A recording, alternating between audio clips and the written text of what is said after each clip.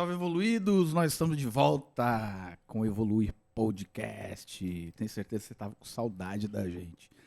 Gente, hoje eu vou tratar de um assunto muito interessante, tá?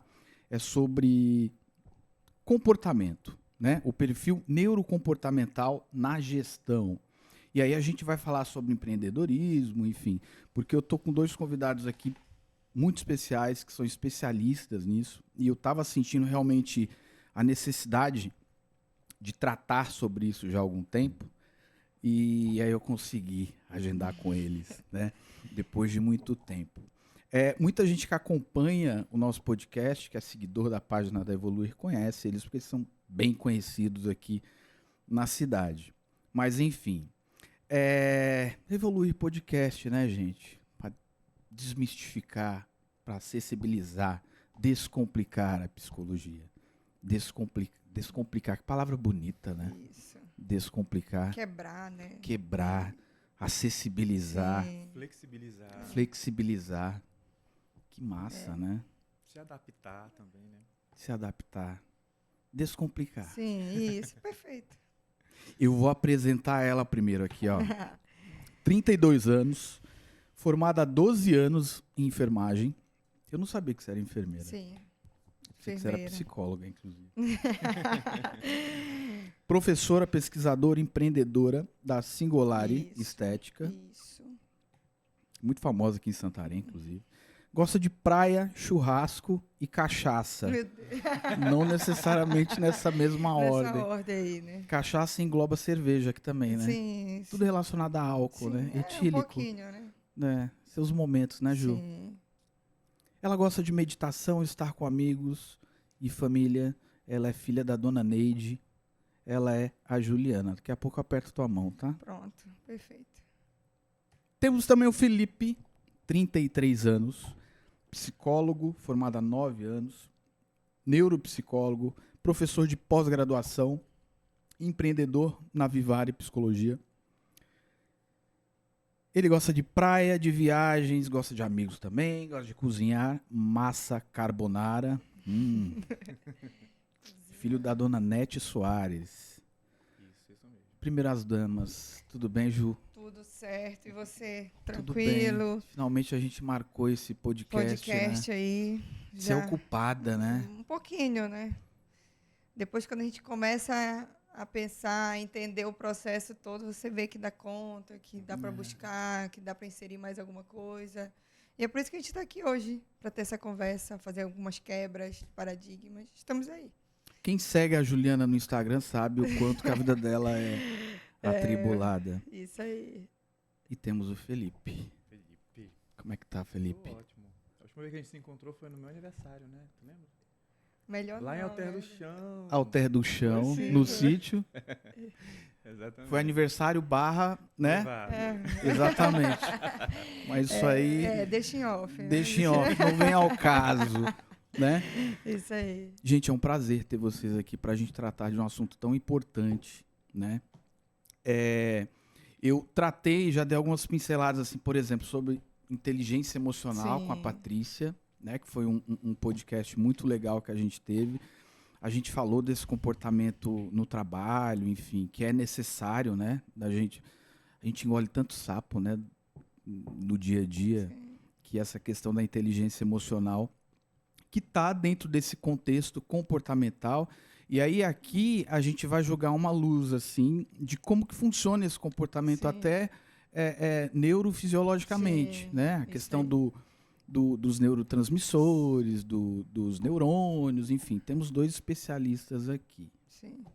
Bom, como vocês dois são empreendedores, né? Estão envolvidos na área de gestão, eu queria perguntar para vocês assim: a questão empreendedora foi uma necessidade ou vocês identificaram uma brecha comportamental ali? Opa, eu tenho essa competência, eu vou me aproveitar disso e vou seguir isso. Ou a coisa aconteceu e você desenvolveu no caminho? Para vocês dois, tá? Tá. Então, eu sempre fui professora, sempre fiz mestrado, estou no doutorado, e sempre fui professora pesquisadora, abri a clínica com a intenção de ser uma segunda renda. E achei, cara, vai vir um dinheiro dali e eu vou continuar trabalhando na faculdade e a segunda renda tá para ali me esperando, né? Só que não é assim. Quando a gente vê o mundo do empreendedorismo, ele é muito grande. É um fluxo de caixa, é como liderar, é como gerir sua equipe, é como Relações relações humanas, né? humanas, o que meu cliente quer, qual é o perfil do meu cliente. Então, eu percebi que tinha uma necessidade muito maior de aprendizado, né? E aí a gente começa a falar um pouquinho dessa parte realmente de neurociência, né? Do comportamento, porque tudo é muito desafiador. Então, o cérebro da gente, ele trabalha muito sobre recompensa. Então, qual era a minha recompensa?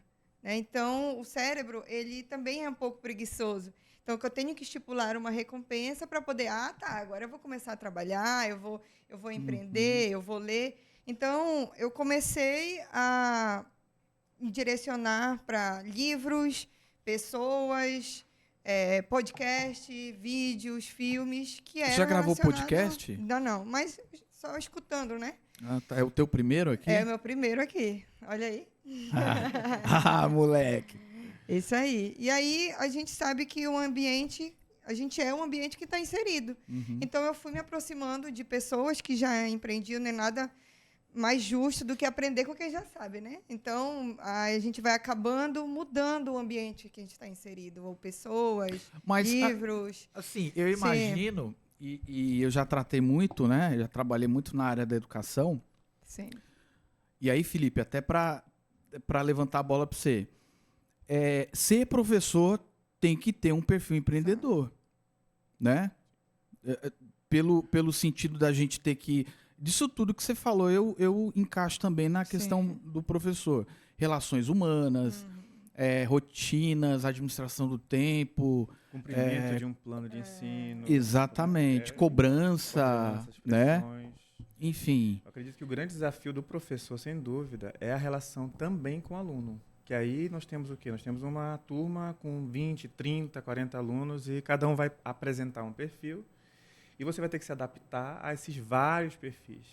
Hoje a gente trabalha com essa ideia, né, da docência flexível, não rígida dentro de um padrão, dentro de um olhar, entendendo que existem peculiaridades, existem formas de funcionamento individual, né, individuais, como por exemplo a questão... uma pessoa ali tem uma dificuldade específica, tem uma depressão. A gente sabe que essa pessoa ela vai ter um pouco mais de dificuldade para aprender, né? Em relação à cognição, em relação à memória, até mesmo a própria participação social em sala de aula. Sem dúvida, é um grande desafio. E a gente precisa ter esse perfil de se adaptar, porque eu acredito que o empreendedorismo hoje, de uma forma até geral, indo além do que a gente exerce dentro das nossas áreas, ela envolve uma grande... adaptação frente às inovações, à política, ao governo, a tantas coisas que vão atravessando o nosso negócio. A gente vai precisar se adequar. Veja só a pandemia. A pandemia ela trouxe para a gente aí um universo de possibilidades.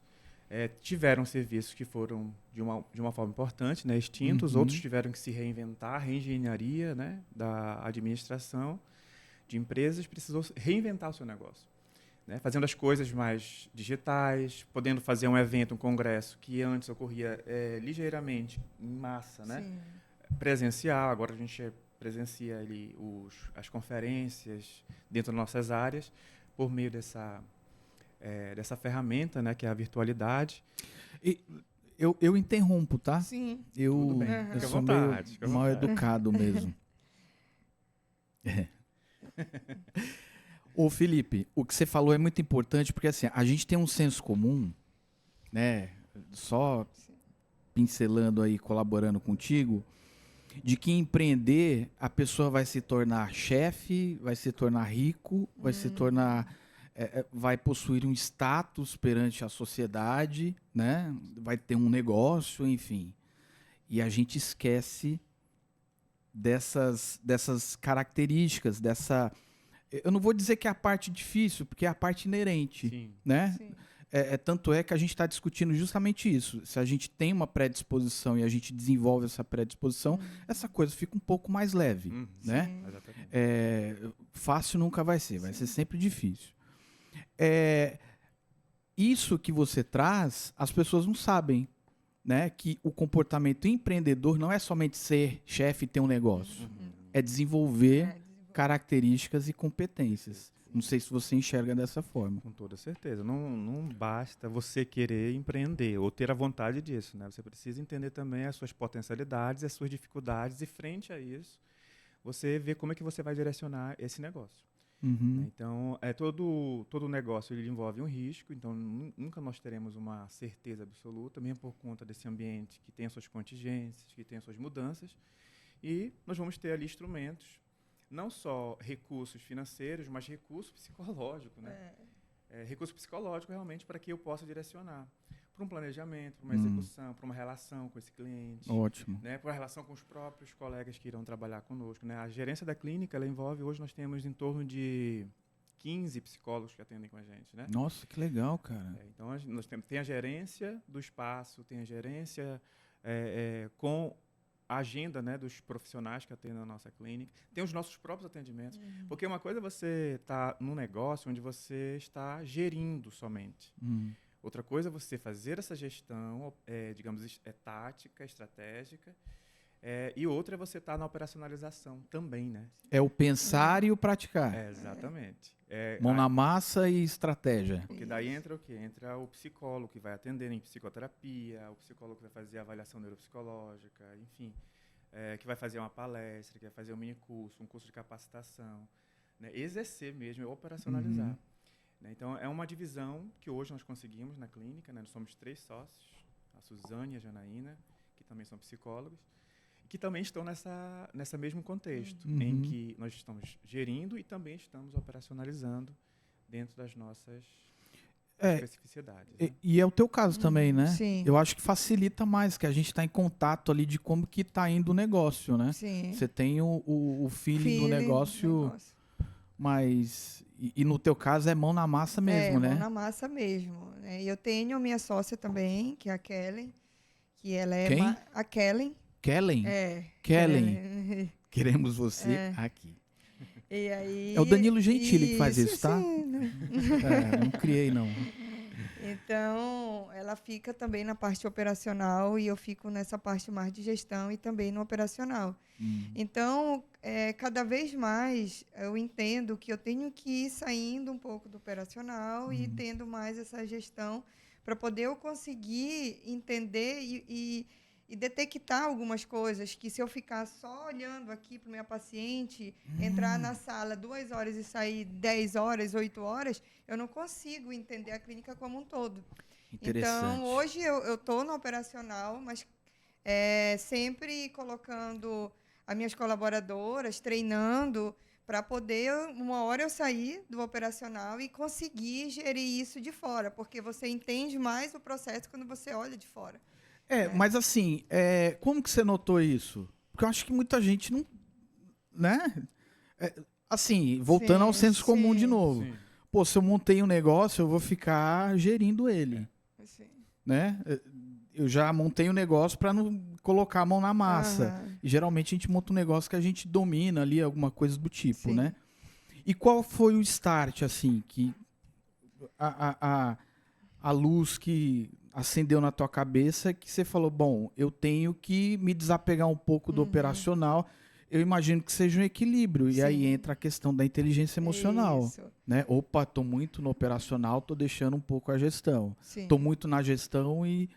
Qual que é esse equilíbrio, Juliana? Verdade, consciente isso? A inteligência emocional é um equilíbrio, né, entre a razão e a emoção. Né? Muito mais emoção toma conta, né? Inclusive, a gente tem um sequestro emocional, não tem um sequestro racional, né?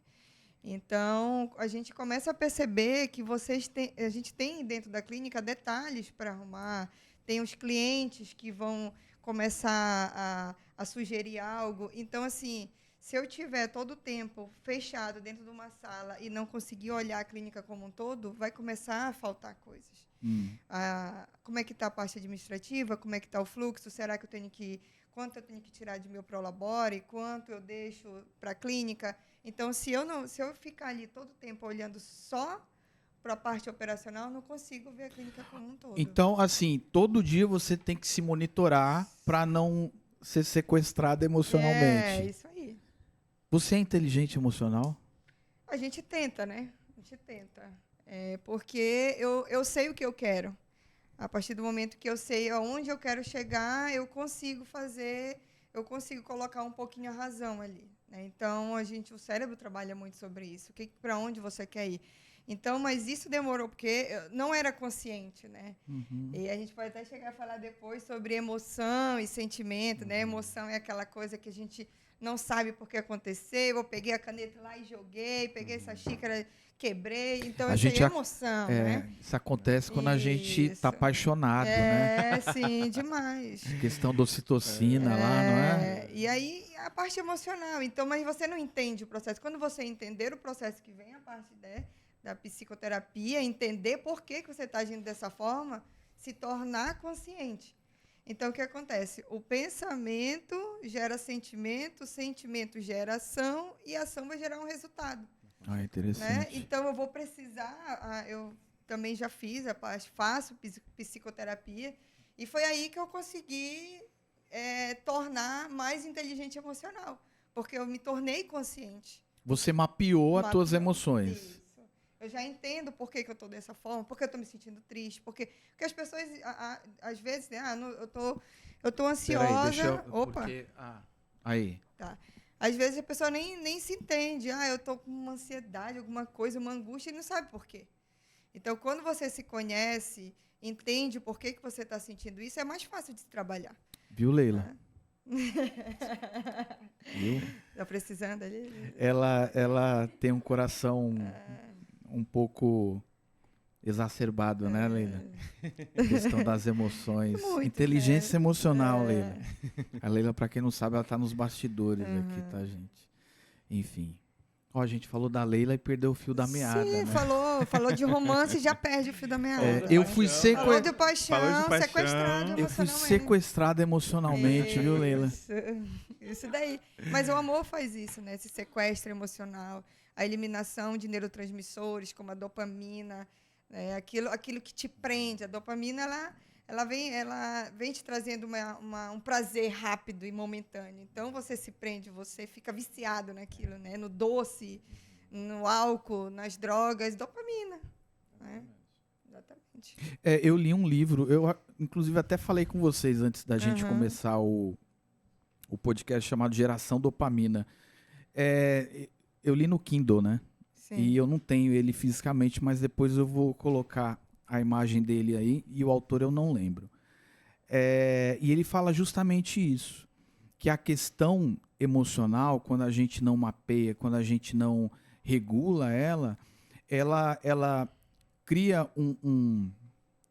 uma desorganização tão grande que o cérebro busca somente por prazer, né? E aí cria-se a predisposição a vícios, né? A questão da nicotina, do álcool, que inclusive esse livro ele conta, é uma terapeuta, né? E ela conta justamente sobre essa relação da dopamina com a relação do prazer e a relação do sofrimento. Sim. De que a gente renega o tempo todo o sofrimento. Né? E é como você falou, o cérebro é preguiçoso, o cérebro ele é hedonista, ele gosta, né, de coisa boa. Então ele vai sempre evitar o sofrimento.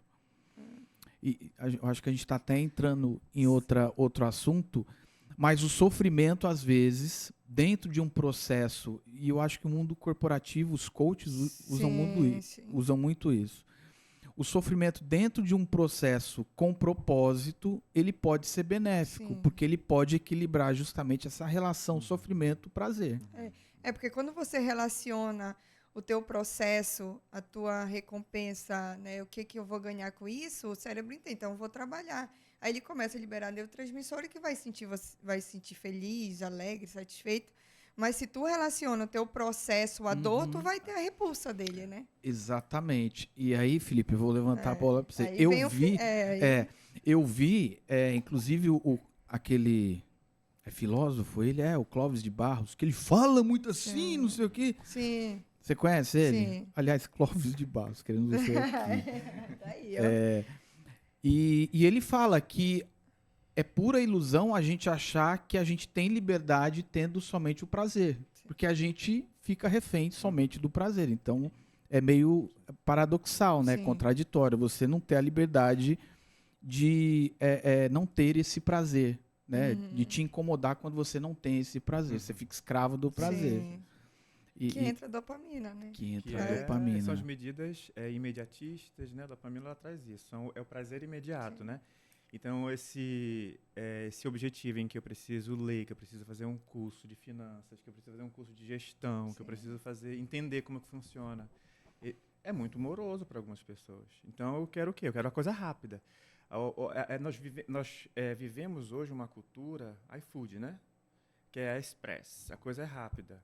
A mensagem que eu mando, daqui a pouco vai ser respondida. Se não for respondida, já ligo, já fico... Né? Porque tudo tem que ser agora. Porque daqui a pouco tem outra coisa, daqui a pouco tem outro podcast para gravar, outro paciente para atender. Então, é tudo muito rápido. É diferente... Então, ou seja, essa relação da cultura, né? Esse desenvolvimento sociocultural, inclusive Luria, né? Que é um grande expoente dentro da neuropsicologia, das neurociências. Luria. Luria? Exatamente. Ele é o pai da neuropsicologia, né? Então, ele traz essa relação do nosso organismo com aspectos socioculturais. Ou seja, nós temos uma máquina, que é o nosso organismo, né? Que é essa coisa toda, e que ela vai se relacionar com uma cultura, que ela vai se relacionar com uma língua, que ela vai se relacionar com costumes. Então, esse cérebro é uma predisposição, mas ele precisa ser estimulado, ele precisa ser instigado a desenvolver, caso contrário, não. Não vai. A gente às vezes esquece que a gente faz parte de que a gente é animal, que a gente faz parte de um ecossistema, né? Sim.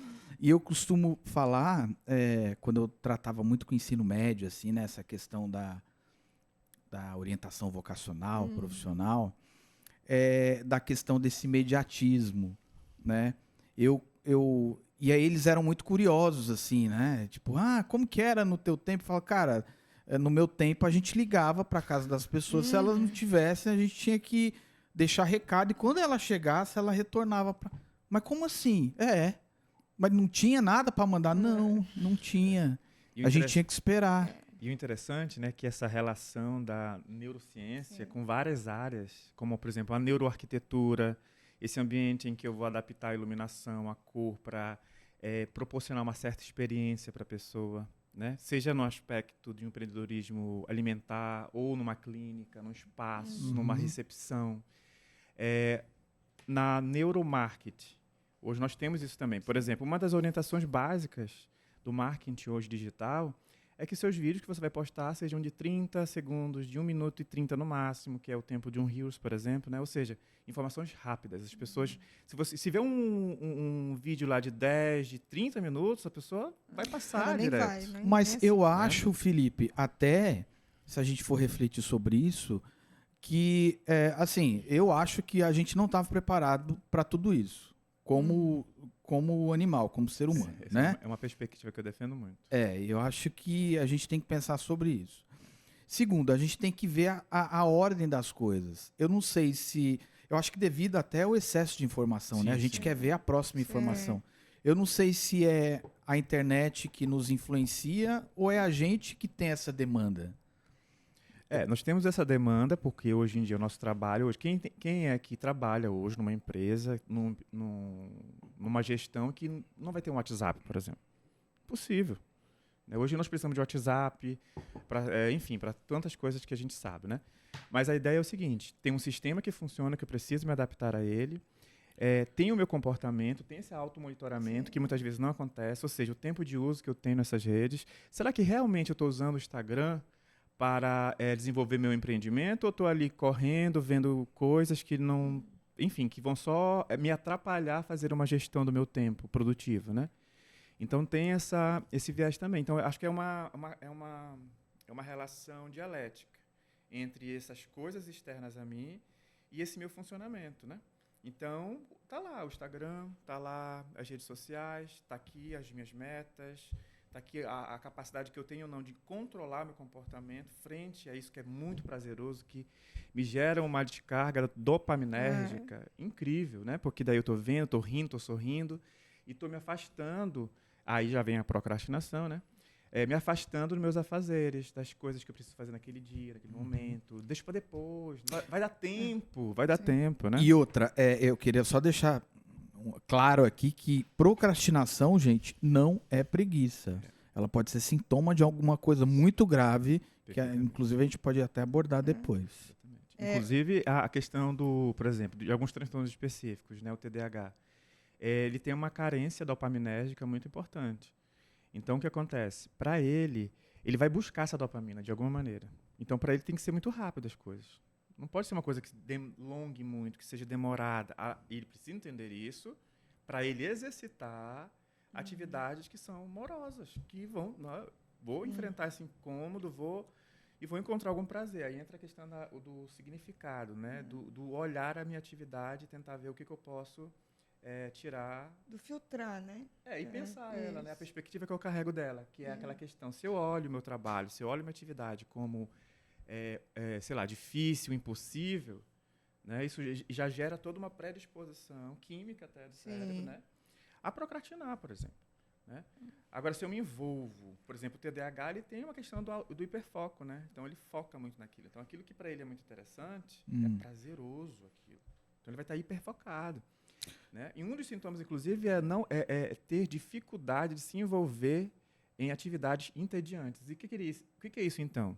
Que não lhe dá prazer, mas que tem que ser feitas, né? É uma característica da geração atual. E aí entra uma discussão assim, cara, que se a gente for levar, por exemplo, para a área da educação, é muito comum, né? Eu não sei, e aí a gente não chegou ainda num consenso, que isso foi uma evolução natural ou se é a gente que está plantando isso, né? Porque até os estudantes de terceiro ano, quando pensam numa faculdade de 5 anos que a gente fez, fora pós-graduação e tudo mais, eles falam, poxa vida, né? Eu acho que até justifica o surgimento de muitos youtubers aí. Poxa, eu posso abrir um canal na internet e ganhar dinheiro. E aí gera-se uma demanda muito rasa, né? Porque é um conteúdo raso que não fala sobre nada, que alimenta gente rasa e isso vai se perpetuando. Vai gerando, né? Exatamente. E ninguém para discutir isso. É uma coisa que eu fico... É a sociedade se afundando. E aí entra a questão da saúde mental. A gente que é psicólogo, tá? Nós dois aqui. Sim. Aí a sociedade se afundando. A psicologia cada vez mais... Encharcada de demanda. Encharcada de demanda. E encharcada de resistência ainda. Né? De dificuldade de reconhecer mesmo depois de uma pandemia que, poxa... Né? Vai no psicólogo, cara. As empresas de reconhecerem a importância do psicólogo numa equipe para trabalhar a questão clínica mesmo, né? E, enfim, e se a gente for puxar, antes da gente começar o podcast, ela disse que tinha muito assunto. E aí a gente vai descobrindo que tem bastante assunto. E aí a gente vai vendo, né? E trazendo para o contexto de gestão, o para ontem. É o interessante entender que o nosso cérebro ele trabalha com circuitos que são as sinapses, né? Então, você gasta muita energia nas coisas, no celular. Então, a gente recebe muita informação. Então, se eu não entender e precisar filtrar, aí o que acontece? Você começa a gastar muito, o cérebro começa a gastar muita energia. E quando realmente, como o Felipe falou, você precisa tomar decisões, você precisa fazer um trabalho, você precisa entregar, você precisa resolver aquele problema, você não tem mais energia. Está sugada. Sugado. Por isso que a gente vive numa sociedade altamente ansiosa.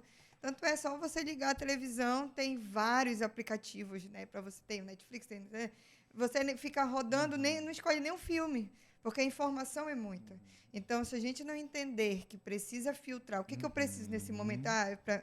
Preciso entregar esse trabalho, preciso botar o celular para ali, botar o celular no modo avião, eu vou gastar essa energia, toda essa circuitaria que funciona, e quando realmente eu precisar tomar uma decisão, uma atitude, eu já estou sobrecarregado. O circuito mesmo cerebral está sobrecarregado. Essa questão do Netflix é engraçado, porque a gente não escolhe o filme logo com medo de perder tempo assistindo um filme ruim. Né? Então a gente vai ali e Não, eu não vou perder 1h30 nesse filme aqui. Deixa eu ver. Esse aqui é melhor, eu acho que vale mais a pena. Tanto é que Né? tem vários começos, né? Termine de assistir esse, daí tem vários, porque você já deixou lá vários, né? E a gente tem, como o Felipe falou, essa coisa imediatista de, cara, aproveita o caminho, né? Vê se o filme for ruim no final, foi uma experiência que não foi tão interessante como acontece a todo momento, todo dia, né? A Rose comeu um biscoitinho aqui, disse que não gostou, eu já gostei. Eu também gostei. Eu ainda não comi, mas... Você é fitness, né? Eu acho Fitness. Eu acho muito interessante pensar essa questão da sobrecarga de uma forma assim bem até ampliada para outras questões da nossa vida. Eu sempre figuro a ideia de minimizar. Nós precisamos minimizar, que é se filtrar, porque é muito estímulos. O que seria então essa questão da atenção, né? Quando nós pensamos atenção, a gente precisa ter atenção para esse momento aqui, para operacionalizar, para a gente resgatar informações, fazer conexões. A gente precisa de um nível atencional muito importante. Controle, né, total, cognitivo, para conseguir gerir um discurso, um pensamento. E o que seria, então, a desatenção nesse caso? Seria justamente quando outros estímulos concorrentes com aquele meu alvo, que é meu livro, que é a televisão, ou sei lá o que, meu trabalho, eles acabam me tirando daquele foco, né, e me direcionando. E entra essa questão da diversidade, né, de informação, desse excesso de informação. Então, é uma quantidade de filmes tão grande que eu não sei exatamente para onde é que eu vou, eu fico naquilo. Aí aparece uma imagem, aparece uma sinopse interessante, e eu acabo passando 30, 40, uma hora para escolher um filme, muitas vezes. A gente traz essa cena do cotidiano assim, bem simplificada, mas a gente pode trazer isso para outras questões também. Sim. Né? Quantos alunos hoje levam seus celulares para a sala de aula? E em casa, no estudo autogerido, né? Onde ele vai sentar ali no livro, o celular vai estar aqui, com notificações chegando. É um estímulo distrator. Então, ou seja, como eu vou conseguir sustentar essa minha atenção frente a esse meu desafio, que é ler esse livro, resolver, operacionalizar esse cálculo matemático? Não vai rolar. Então, essa lógica do filtrar e do minimizar, ela já é uma estratégia nossa. Aí a gente vai começar a pensar assim, o que eu preciso filtrar, o que eu preciso minimizar na minha vida? Agora, a partir de uma ótica mais ampliada. Preciso minimizar isso, sei lá, o tempo que eu estou gastando nesse Instagram, será que eu estou conseguindo ter esse autocontrole? Não estou. Então, uma possível estratégia, deixa eu desinstalar por um tempo. Ótimo. Para mim conseguir gerir outras possibilidades, para mim conseguir pensar e filtrar, né? Filtrar mesmo. Uma determinada amizade, determinado relacionamento que esteja me prejudicando, minimiza isso. Se o outro não está disposto a negociar uma mudança para essa relação continuar, eu falo de relação de amizade, né? Sim, relação de trabalho. De trabalho, também, né? né? Quando você chama um colega, olha, sociedade, vamos sentar aqui, né? Sim. Olha, vamos repensar nossas atitudes, vamos ver isso aqui. Olha, funcionário, um colega, enfim. Para justamente nós pensarmos o quanto nós estamos dispostos a minimizar dificuldades relacionais, questões mais concretas da vida, que nos tiram do nosso objetivo, né? E qual seria o nosso objetivo, né? Acho que isso é uma pergunta interessante. E aí entra uma questão, além de psicológica, a questão cognitiva, né, fenomenológica, né, do que realmente faz sentido para mim, porque isso muda de pessoa para pessoa. Até de momento mesmo, né? Exatamente. E aí, desligou aqui, vocês... Daqui a pouco ela volta. E aí, eu queria te perguntar, a gente já mandando, jogando um olhar assim na questão mais de gestão, né? Como classificar prioridades se tudo é importante? Imagino que tudo é importante na gestão, por exemplo, né? A gente na verdade, assim também, o que acontece, a gente sempre vai para onde é mais fácil, né? O cérebro gosta de hábitos, ele gosta do que é cômodo para ele, do que você faz sempre a mesma coisa, né? Então, a gente tem que deixar também isso acontecer e virar um hábito na nossa vida, porque o hábito, ele, como o cérebro não gosta de gastar energia, então, quando aquilo vira hábito, ele já meio que fica de stand-by. Ele já não gasta tanta energia assim. Entendi. Então, nem todo tempo eu vou estar motivado para fazer algo. A motivação, ela vai, né, daquele pico, vou para academia, vou gerir, vou fazer isso. Só que nem todo tempo eu vou motivado a fazer aquilo. Mas quando eu torno isso um hábito, aí o cérebro gasta menos energia e fica mais fácil para resolver as situações. E o prazer de ter cumprido o que você planejou ainda é mais aí já reforçador. libera um neurotransmissor, uma satisfação, cumpri, fiz. Né? Não deixa de ser um neurofeedback, né? Porque daí se eu atingir um objetivo, e esse objetivo ele foi norteado pelas minhas funções neuropsicológicas, inclusive, né? Aí é um feedback. Um feedback se foi eficiente o suficiente esse resultado, se foi efetivo, se foi eficaz, se não, o que eu preciso, retroalimento o sistema, aquela ideia realmente do sistema, né? Onde a gente tem inputs, entradas, tem um processamento desse conjunto de elementos, né? E a saída. Caso do feedback, porque é meu comportamento. Frente a um resultado que pode ser ambiental, que pode ser no serviço que eu presto, no produto que eu entrego, na satisfação do meu cliente, né, de uma queixa que esse paciente pode fazer, ou da metodologia numa relação terapêutica, enfim. Então, esse neurofeedback que nós acabamos recebendo, né, desse ambiente, ele nos alimenta. E falando em neurofeedback, nós temos, né, uma linha de trabalho dentro dessa questão da neurociência, do comportamento, das emoções, que hoje na clínica nós trabalhamos com o neurofeedback, né, que é um equipamento que tem todo um Neurofeedback. Neurofeedback. Peraí, deixa eu raciocinar. É um feedback do contexto neuropsicológico. Exatamente. No ato, no momento, para o cérebro, direto. É uma ferramenta, é um processo, são testes, o que é, Felipe? Só para a gente contextualizar. De uma forma assim, mais visual, tem uma tela, como essa daqui, Evoluir Podcast. Opa, voltou. Voltou, né? Evoluir. Então, o que acontece? Nós colocamos eletroencefalogramas na cabeça da pessoa, onde existe uma frequência que vai ser jogada para o equipamento, e esse equipamento vai jogar para o computador a frequência relacionada a regiões do cérebro e associada às funções que cada região executa. Essa região pré-frontal, mais funções executivas, planejamento, automonitoramento, controle do meu emocional frente a uma situação estressante, né? A questão da impulsividade, por exemplo. Moral, tudo. Muito relacionado também à questão de personalidade e tudo mais. Enfim, então nós fazemos todo esse mapeamento para saber como é que estão as frequências cerebrais, nas ondas cerebrais, né? Como é que está o alfa, o beta em cada região, e espera-se que para que eu possa executar eficientemente determinadas atividades associadas a essas regiões, elas precisam ter uma dada frequência. Por exemplo, excesso de beta-gama, que nós chamamos dessa região pré-frontal, elas nos deixam mais hiperativos, mais impulsivos. É muito natural a gente encontrar essas frequências em estresse, sabe? O burnout, né? É muito comum, porque a pessoa ferve, né? Tem uma sensação de alguns sintomas de dor de cabeça, né? Enxaquecas frequentes, dificuldade de raciocinar, enfim.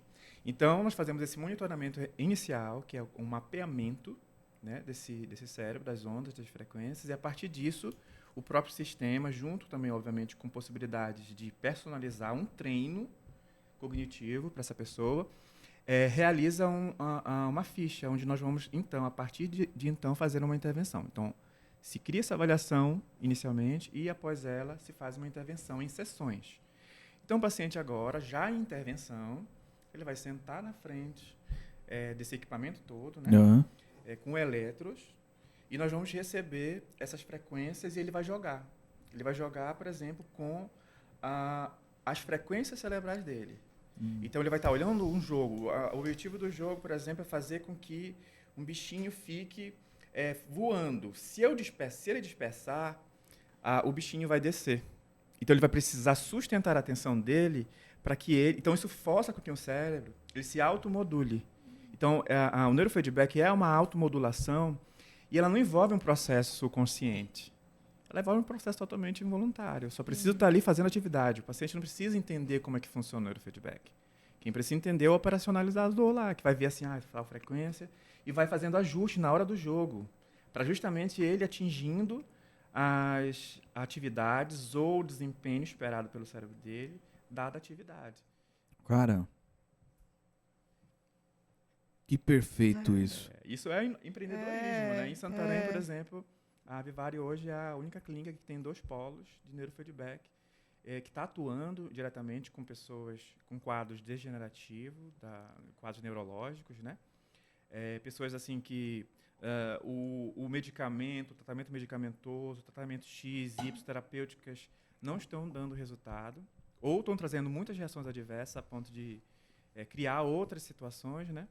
Então, o neurofeedback ele vem como uma maneira de auxiliar essa pessoa a naturalmente, aí vem a questão da neuroplasticidade, né, que é um princípio da neurociência muito importante, que é essa capacidade que o nosso tempo tem de se adaptar, de se automodular, de se ajustar.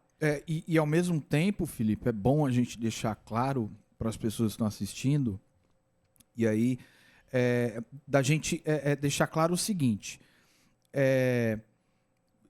entra dentro da questão do preconceito sobre a psicologia. Isso é um tratamento, né? Como se fosse um tratamento médico, mas é um tratamento psicológico, que pode ser aliado à questão médica, ou pode, dependendo do caso, ficar só no âmbito psicológico ou somente médico. A depender da gravidade, a depender da situação, dos prejuízos, sobretudo, que essa pessoa tem em decorrência do seu quadro, né? A gente vai pensar nas terapêuticas. Mas ele é um tratamento complementar, ou seja, ele está junto com outras coisas. Então, o neurofeedback ele não exclui, nem deve excluir a possibilidade de uma psicoterapia, onde a pessoa vai ter uma metacognição sobre o seu funcionamento, que é essa ideia de eu conhecer como eu funciono, né? Tá dentro desse âmbito, a metacognição. Eu entendo que aqui eu tenho dificuldade. Se eu tenho dificuldade de planejar, eu vou ter que encontrar um método, uma ferramenta para que eu consiga... Um aplicativo... um gestor que me auxilie a depender dessa gravidade, se for muito grave, né, essa dificuldade de planejar, de executar. Eu vou descentralizar, porque isso, eu achei interessante a tua pergunta para a Ju anterior, que era essa ideia de como que faz essa coisa do gerir e do operacionalizar. Né? Eu trabalho sempre na perspectiva, isso foi uma modulação que eu fui fazendo ao longo do tempo, que antes eu tinha uma tendência muito grande de centralizar. Era uma característica sua.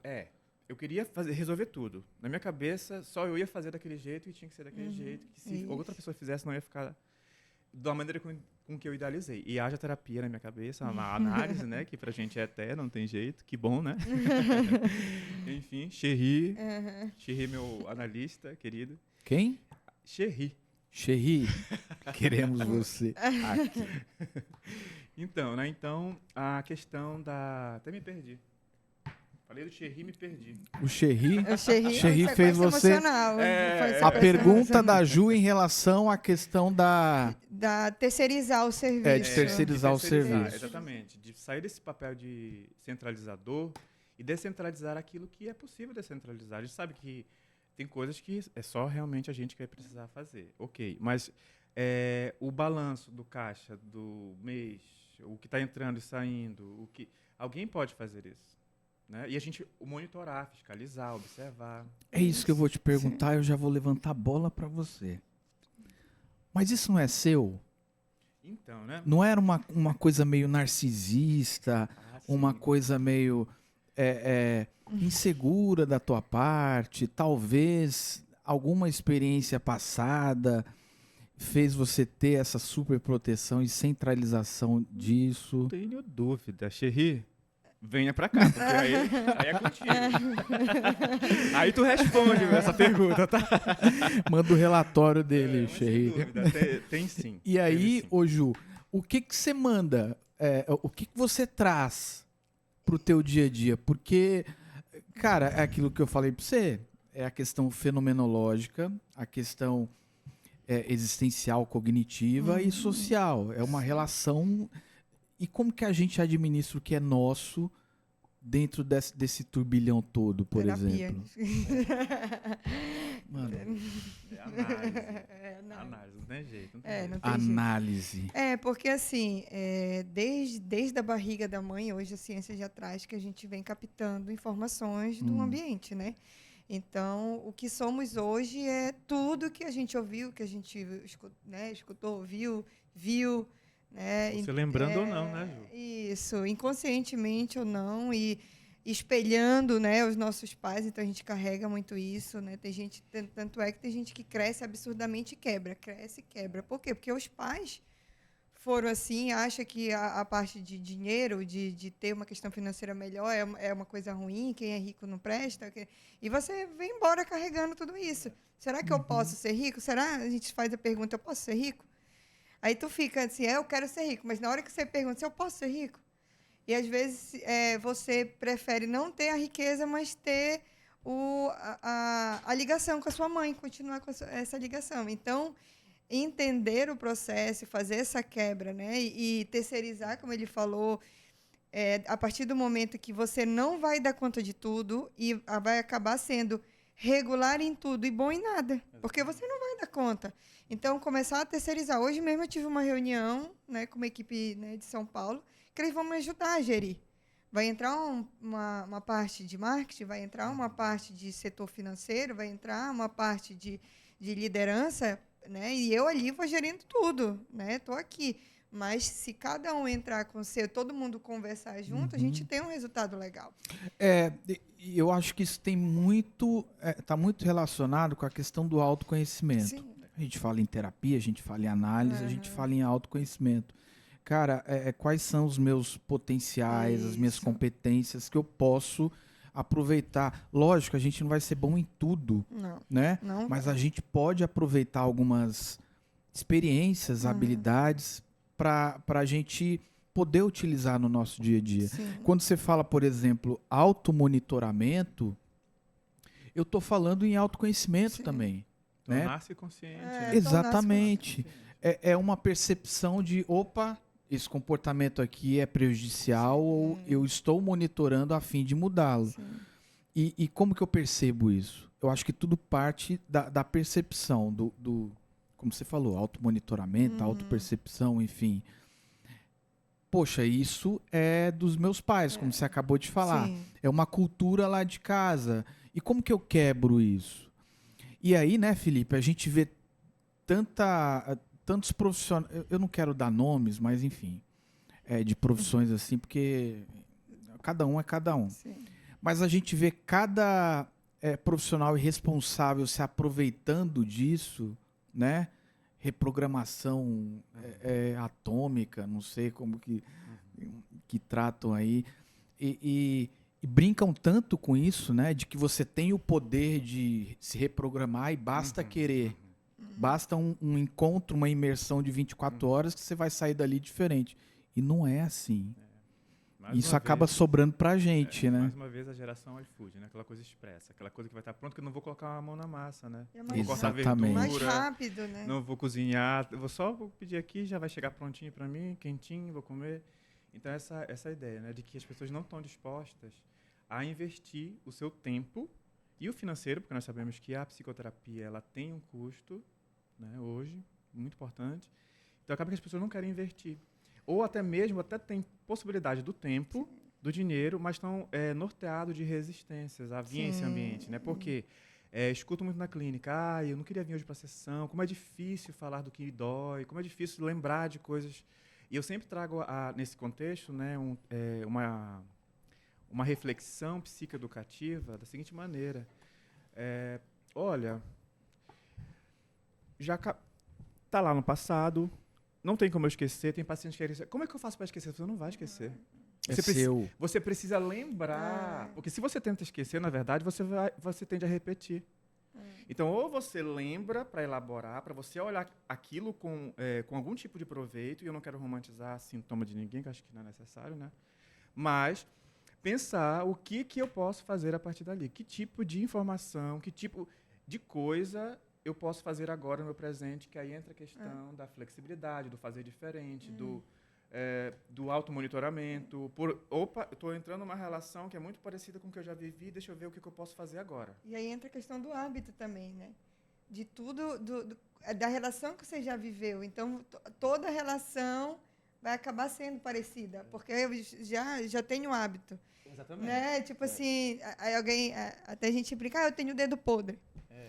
Mas por quê? Porque quando tem algo diferente daquilo que tu é acostumado, tem alguma coisa errada. Olha só, um padrão que você estabeleceu, Isso, comportamental que é o de escolha, que você não tá mudando, você Não, mantém o padrão dedo podre que você que tem, é um hábito construiu. daquilo, o cérebro já reconhece, é melhor tu ficar nessa situação, por isso que é tão difícil de sair de relações, né, difíceis, né? Por quê? Porque é preferível estar nessa relação que me machuca, mas eu tentar algo novo, porque ele vai gastar mais energia. Não vai, fica aqui, tu já conhece. O novo tu não conhece. Né? Perfeito. Até a geracionalidade entra aí, né? Que é essa repetição, essa questão familiar que se repete, que se repete nas relações, que se repete nessa questão, a relação que você tem com o dinheiro, e é a sua referência, né? No senso comum se diz assim, eu só posso oferecer ao outro o que tem dentro de mim, né? Então, dentro dessa ideia geral, a gente pode... É a referência, é o conhecido, é o costumeiro, é aquilo que eu vi. Então, a minha tendência é me relacionar. E se a pessoa vier com flores, com bombom, eu vou dizer, ih, que cara chato. Tem alguma coisa errada. Chato pra não. cacete. Ih, é muito emocionado. Tem alguma coisa errada. Alguma coisa vai aparecer daqui a pouco. Não me assusta, não, né? Eu já fico esperando uma tirada abusiva, uma violência verbal, psicológica, sei lá das quantas. Você tem essa impressão ou isso é padrão comportamental mesmo? Porque assim, eu tenho essa impressão. Sempre quando é exagerado pro bem, pode ser exagerado pro mal também. Sim, nós estamos falando de mecanismos de defesa, né? Compensatórios até nessa ideia. Exato. O excesso, né? O A excesso. bondade, exatamente. Aí realmente. E assim, cara, que interessante isso que a gente... assim, só para deixar claro que o nosso papo ele tá tomando um rumo mais técnico, daqui a pouco a gente vai voltar para uma coisa mais prática. A gente está até saindo um pouco da questão da gestão, mas já era previsto aqui. A gente estava conversando antes de iniciar a gravação de que a coisa é muito densa, de que a gente pode tratar de muita coisa aqui e que um episódio e 300 cortes é pouco. E assim, tem uma questão também, né, muito importante, que é a função cognitiva generalista. Então, a relação que eu tenho na família, em casa, em relacionamento, tem também a ver com a minha relação com o meu negócio. Então, ou seja, a gente fugiu, mas não fugiu do contexto, porque né? se você não entender o comportamento, você não vai conseguir gerir. Não vai. É muito difícil você crescer financeiramente se você não entender o seu processo, não entender seus comportamentos. Então, é quase... Só se você sou herdeiro, ganhei na Mega Sena, mas crescer financeiramente, economicamente, você tem que crescer o lado pessoal. E entender o processo. Porque eu enxergo, e aí você trazendo isso, que a capacidade da sua inteligência emocional ela é uma só. E você distribui entre os aspectos da sua vida. Emocional, profissional, familiar, individual, enfim. E se você não tem isso alinhado... tanto é que tem aquela máxima, né? Tipo assim, eu devo ter jogado pedra na cruz. Tá tudo... Sorte no amor, como que é? Sorte no dinheiro, né? Ou no jogo. Azar no amor. Uma coisa assim. Vamos dar de chapolim aqui. Mas, às vezes, a pessoa não se atenta que a capacidade, a inteligência emocional dela é uma só. Sim. E ela está distribuindo de forma errada e de forma padronizada. E se você começar a sobrecarregar o circuito, como o Felipe disse, que chega muita gente lá para ele, chega a dar uma enxaqueca, dor de cabeça e tal, o que acontece? Você perde um pouquinho do lado racional, o emocional entra. Aí, quando o emocional entrou, você foge, você age como um animal. Porque o que nos faz, né, ser diferente é o nosso lado racional. E aí você diminui o lado racional e o emocional entra. Aí você já nem quer ir para sua empresa, você já não quer conversar sobre isso, você já não quer aprender, porque já gera uma repulsa, porque isso já se torna doloroso. Gerir é uma coisa dolorosa para mim, aí eu tenho a repulsa. Aí o lado emocional tomou conta. Que interessante, né, cara? E aí a gente também está falando sobre a questão das funções quentes e frias, né, das funções executivas. As funções frias são aquelas que não exigem tanta atividade emocional, né? Onde eu estou ali com o meu computador, operacionalizando, é fria, né? Ou seja, aí o quente já envolve o cliente chega cobrando não sei o quê, falando não sei o quê, aí aquilo já te deixa já, né? É o que te envolve emocionalmente. Aí, cognitivamente, você vai ter que reagir, só que agora tem um componente emocional. Né? E como é que você vai se autorregular? Como é que você vai respirar fundo, contar 1, 2, 3, para dar uma resposta que não seja dentro de uma comunicação violenta, correspondendo ao que esse cliente traz, nessa cena que eu trago, né? Fazer uma leitura racional. Aí vem a inteligência emocional. Como é que eu vou me autorregular para que eu seja assertivo nessa conversa? Não, calma aí, sente aqui, vamos ver como a gente pode resolver e tudo mais. O quanto eu tenho essa característica ou essa habilidade, a gente pode falar até, porque ela é uma habilidade cognitiva correlata à personalidade, correlata ao emocional. A gente fala assim, separado, né, cognição, emocional e comportamento, mas é um grande é um grande circuito, né? E quando você me perguntou por que tem que sair do operacional, tá aí. Se eu ficar lá no operacional, qualquer pessoa pode fazer isso para mim, basta eu treinar. Mas gerir, não. Gerir, eu vou precisar da parte mais, quente. Mais fria, né? Para tomar decisão e tal. Então, o operacional, não. É mais tranquilo de fazer. Eu treinando, a pessoa consegue. Gerir, não. Tomar conta, não. Gerir leva uma digital tua, uma marca. Tanto é que existem gestores e gestores, né? Isso. Tem gestores... Quem nunca teve um gestor ruim? Eu já tive vários, né?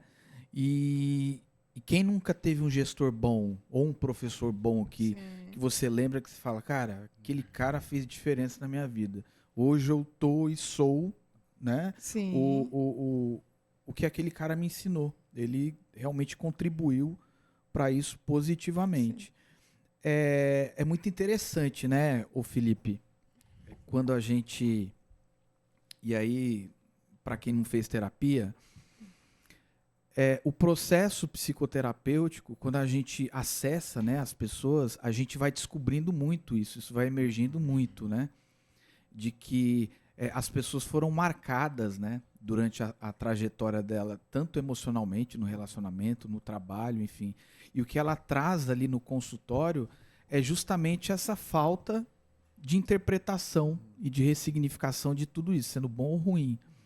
E que às vezes, lógico, nunca é fácil, mas às vezes é uma coisa que está tão evidente ali, né, que está tão próxima a ela, e ela logicamente precisa do terapeuta para enxergar isso, que é o resultado positivo do processo da psicoterapia, né? É o que a gente faz. É realmente promover uma nova estratégia, uma nova visão daquilo que ela já tinha. A gente não trouxe nada novo, a gente apenas descobriu para ela, né? Sim. E é muito isso que a gente está falando aqui, né? Quando a gente fala de gestão, né, Ju? Sim. Eu tive pouco contato contigo, né? Vocês são amigos há bastante tempo. Você é uma pessoa muito expansiva, né? Eu vi você dançando calypso lá na festa. Desde a infância. Brega. Desde a infância. Desde a infância? Vocês se conhecem desde pivete? Sim. A gente, todo o crescimento um do outro, a gente veio acompanhando. E agora, mais ainda. E interessante, né? Agora que me veio isso na cabeça. A tua mãe, empreendedora, é muito amiga da minha mãe, trabalhavam juntas. Por esse motivo, a conexão, né, da relação infantil. E depois a mamãe foi empreender. Sim. Mano, né? não acredito, velho. Minha mãe é empreendedora. Olha o égua do Brownie, por exemplo, né? A égua do Brownie é dela? Olha aí. Vocês já comeram a égua do Brownie? Não, né? Se Vou não trazer. comer, eu vou comer. Já? Na Poxa, próxima. É porque tem muito assunto. Tem no Eu fiquei até com podcast vergonha. 2, né? Eu fiquei até com vergonha dos biscoitinhos aqui. Que coisa, né, cara? E deixa eu te falar uma coisa.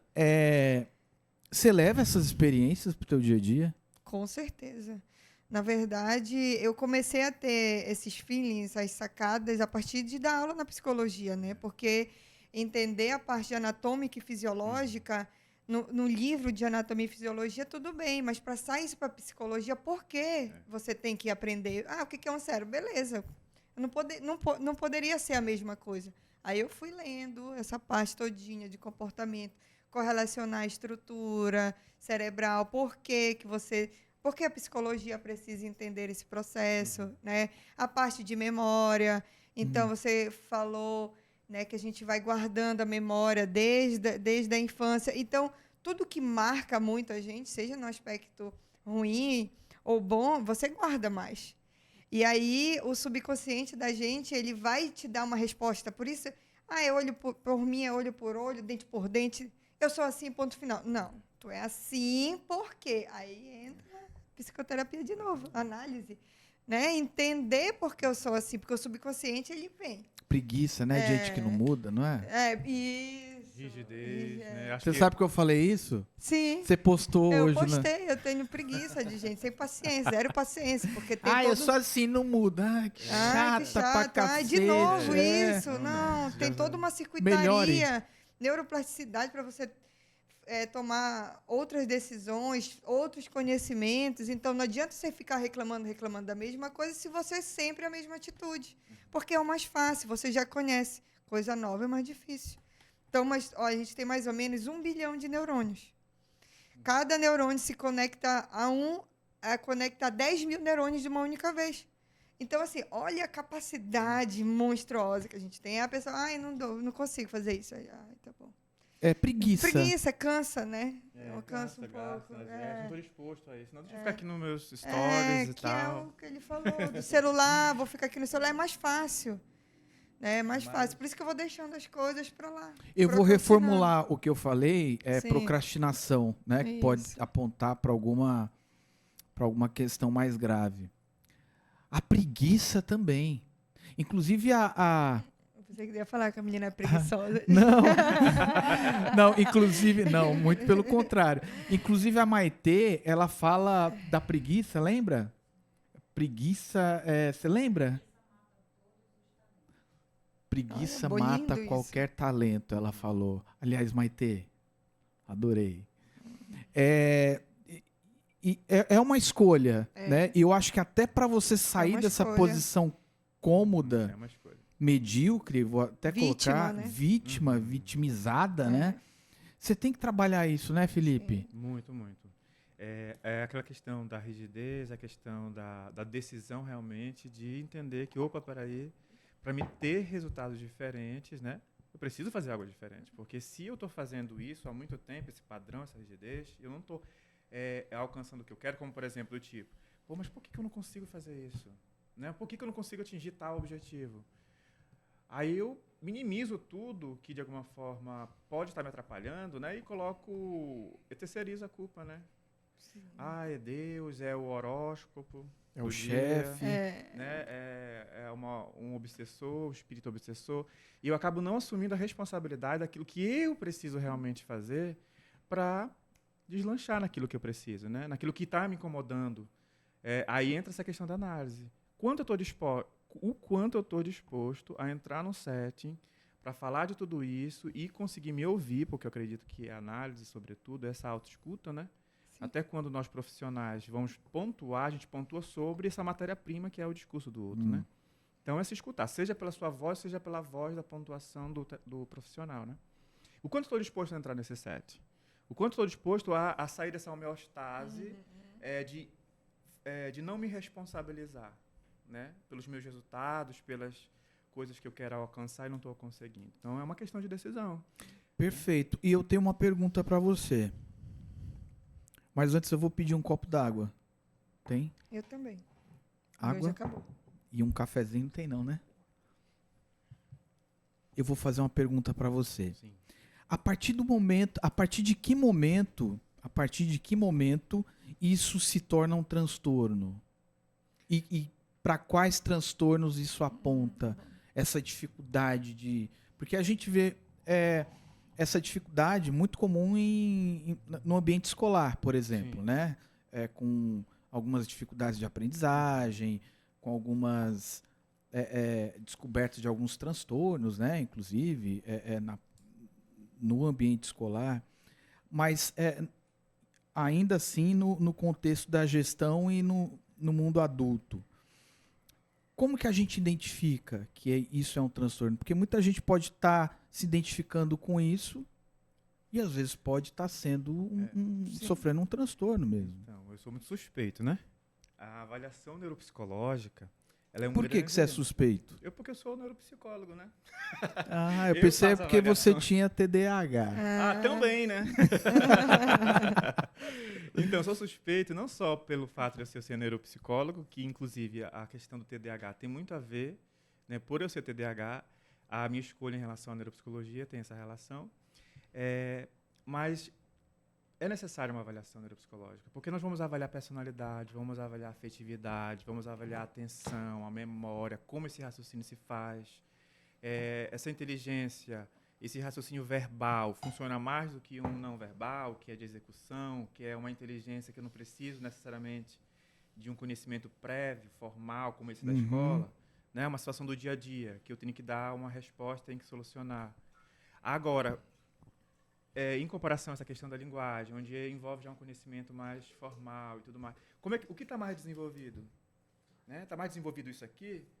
Se tiver, então eu preciso trabalhar e fazer essa questão mais visual, mais perceptual, ajudar essa parte da linguagem, se for o caso, se tiver isso, estiver me atrapalhando, porque às vezes não é um transtorno muito bem caracterizado, muitas vezes é um déficit em uma função específica, que ela atrapalha todas as outras. Vamos pensar na atenção. Deixa Novamente, eu só te interromper, vamos pensar na atenção, tá? Mas antes, qual que é a diferença do déficit e do transtorno? E aí, se você puder colaborar, Ju, nessa visão mais o transtorno neurofisiológica. ele já nos traz a ideia, né? Transtorno é aquilo que nos causa um dano, um prejuízo muito importante. Então, o transtorno, por exemplo, eu vou ter uma dificuldade no meu desempenho acadêmico, escolar, vou ter um desempenho social, um desempenho nas minhas relações familiares. Então, o transtorno ele se caracteriza exatamente por isso, né? Agora, dificuldade, por exemplo, eu preciso me desprender muito mais energia do que uma outra pessoa que não tem essa dificuldade, embora eu alcance objetivos, a eficiência do processo final, muito mais até de quem não tem. Né? Mas o desgaste cognitivo e o cansaço que eu tive para desempenhar isso foi muito grande. Porque daí entra justamente a neuroplasticidade. Se eu tenho essa dificuldade de concentrar, eu vou ter que encontrar algumas estratégias. O que eu vou ter que fazer? Eu vou ter que tirar isso aqui, isso aqui, isso aqui. E vou ter que ler mais de uma vez um capítulo. A dificuldade faz parte do teu calibre cognitivo, é isso? Exatamente. Só que aí, essa dificuldade, é muito interessante essa correlação com a característica de personalidade. Por quê? A depender da maneira com que eu me enxergo, por exemplo, dentro de um traço de personalidade, que é de realização, entre os 5 grandes fatores, o quanto eu percebo que eu sou competente para realizar uma atividade. Aí vem justamente a questão familiar, a questão das crenças. Olha só como uma coisa muito complexa. Né? Então, o fato de eu ter um déficit, uma dificuldade na minha atenção, mas eu ter, por exemplo, um desempenho de personalidade, de realização muito alto, ou seja, eu me percebo muito capaz, faz com que eu compense, em um processo compensatório, essa dificuldade cognitiva. Embora eu vá me sentir cansado, eu vou sentir dores de cabeça. Há uma sobrecarga na atenção que você trouxe. Porque eu tenho um déficit, né? Mas eu consegui atingir ele ali. Agora, o transtorno é aquilo que tem uma gravidade aí. Né? Então, ela é... Um mau funcionamento. Total. Eu vou ter dificuldades num bom desempenho em vários aspectos da minha vida. Né? Então, a diferença básica seria essa. O transtorno é aquilo que realmente vai me trazer um transtorno, né? Sendo bem redundante, né? Bem repetitivo até. Que vai me trazer prejuízos. Que eu não vou conseguir atingir aquele objetivo. Vamos pensar numa criança que tem dislexia. Ela tem uma dificuldade, ela tem um transtorno muito importante ali, que impossibilita, naquele momento, ela ter um aprendizado conforme os seus pares. Chega a ser orgânico, no nível orgânico, o transtorno ele é caracterizado pelo funcionamento orgânico, mau funcionamento orgânico? Sim, o que acontece? O cérebro ele libera neurotransmissores, né, que são alguns hormônios, e o hormônio é que chega, por exemplo, na musculatura, olha, tem que se movimentar, coração tem que bater, tem que respirar. Então, você pode tanto estar com uma deficiência na estrutura que produz aquele hormônio, que produz aquele neurotransmissor, e realmente não vai acontecer, porque tem uma estrutura que não está funcionando, né? Ou pode ser na forma de um pensamento. Porque o cérebro ele não sabe o que é real e o que é fictício, ou seja, ele não sabe se você está vivenciando aquilo ou se você está só pensando. Então, por exemplo, Qual é meu prato? Um vatapá, tô pensando em um vatapá com uma coca bem gelada e tudo. Neste momento, o cérebro não sabe se o prato tá aqui na minha frente ou não. E você vai salivar. E você vai salivar porque vai começar a digestão, porque ele entende que você vai comer, vai começar a fazer a digestão com a saliva. Então, é justamente mudar a forma de pensar para poder ele entender, beleza, eu vou fazer isso e ele entendeu, né? Isso aqui é real. Ele já começa a liberar neurotransmissores. Quando é nisso, a forma de pensar, aí que você consegue mudar com uma análise, né? Ou encontrar formas, por exemplo, como meditação, encontrar formas para você se equilibrar, aí tudo bem. Agora, quando é estrutural, sei lá, a hipófise, uma glândula não está produzindo neurotransmissor, aí já é diferente. Já é uma questão que entra a questão da medicação, por exemplo. Isso, né? já entra a medicação. Se realmente causar um prejuízo social, profissional para o paciente. Porque a medicação, a análise ela vai entrar justamente para você mudar a forma de pensar, para começar você mesmo liberar um neurotransmissor, por exemplo, serotonina, você libera mais ou menos 9 horas da manhã, o hormônio da felicidade. Se você não conseguir liberar por você mesmo, mudança de pensamento e comportamento, você vai ter que entrar com a medicação. Então, as medicações neuropsicotrópicas, elas são baseadas em neurotransmissores, né? Entendi. Por isso que entra a psicologia juntamente com a parte de psiquiatria, né? Para passar a medicação. E sobre isso, até uma realidade muito nossa na área, né, da saúde mental, que é as pessoas se medicam, ou melhor, perdão, elas procuram o especialista, psiquiatra, neurologista, neuropediatra, dentro desse âmbito, né? Tomam um psicofármaco lá, né? Específico para o seu transtorno, mas não estão dispostas, grande parte das vezes, a procurar análise, procurar terapia, procurar entender. Então, acabam que elas estão... eu estou viciada na medicação. Mas espera aí. Né? A medicação está fazendo o efeito dela aqui, sintomático, dentro do sintoma, mas você precisa encontrar as raízes, já que o sintoma ele é uma coisa que ela é uma saída orgânica ou psicológica, enfim, ela sai da gente, esse sintoma, tem alguma coisa que é fonte. Aí vem a questão do pensamento, das minhas memórias, a maneira com que eu enxergo a minha história, os meus traumas, as crenças limitantes, aquelas coisas todas que a gente faz, né? A maneira com que o meu pai pensava, minha mãe pensava. A pessoa vai tomar remédio a vida inteira e não vai resolver. E o corpo entende que ele não precisa mais produzir, porque vem de fora, não né? Precisa mudar. Aí ele começa a viciar. Porque justamente eu não vou produzir, porque já vem de fora. Aí começa o vício. E lembrando, gente, que assim, esse vício que a Ju fala é relacionado a toda a medicação. Isso, né? Não é necessariamente medicação. Ansiolítico, psicotrópico que vai Sim. toda... Dorflex, que é muito comum, né? Se a gente condicionar o corpo a sempre tomar Dorflex quando a gente está com nível tensional muito alto, o corpo vai se acostumar naquilo lá, né? Porque isso, né, ô Felipe, é uma das resistências da demanda em psicologia. Primeiro que a gente não receita, né? Eu vou ter que tomar remédio? Não, se precisar tomar remédio, você... né? É recomendável, você sugere que você tome. Eu vim no psicólogo para não tomar remédio. Não, peraí, às vezes a gente vai recomendar que você tome remédio até para dar uma equilibrada aí no teu orgânico, para a gente poder acessar o que você tem para trazer para a gente ressignificar isso aí. Então, esse senso comum, ele tem que ser mudado, né? E quando eu falo senso comum, estou falando senso comum mesmo, de comum, né? É muito fácil pensar isso. E não se aprofundar, de que é muito... tem muitas outras possibilidades além do que essa falácia, né? Que não é palestrinha, né? Que não é palestra... Aí entra a questão do estigma, né? Da quem é ansioso, ou quem passou por um processo depressivo, ou quem está inseguro, baixa autoestima, é fraco. Ou louco, né? Eu não vou procurar porque... Ou louco. Eu não sou louco para ir no psicólogo.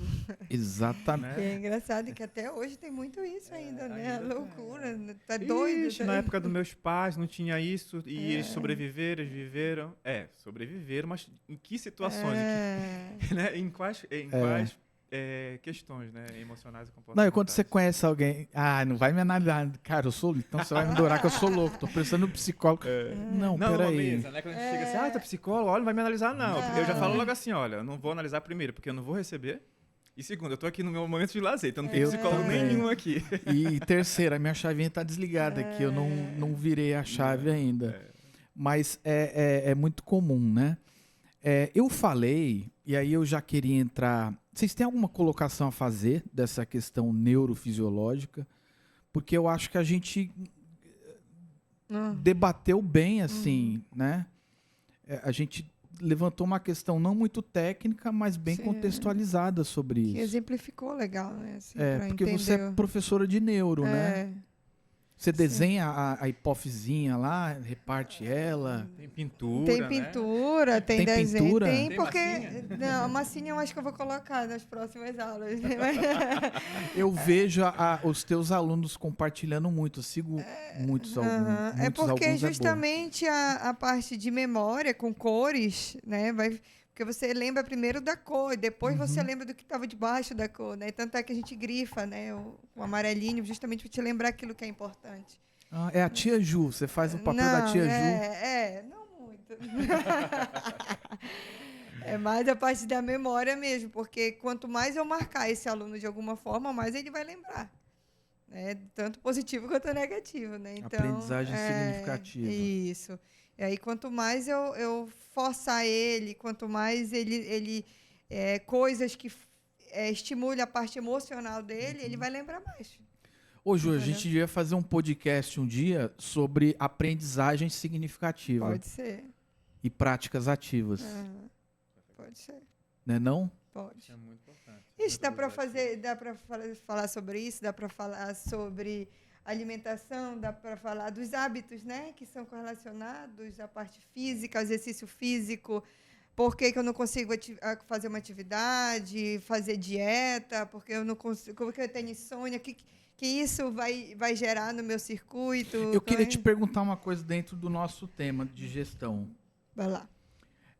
Você, sabidamente, né, quem te conhece sabe que você malha, você pedala, você faz um monte de coisa, né? Sim. Você pratica muita atividade física.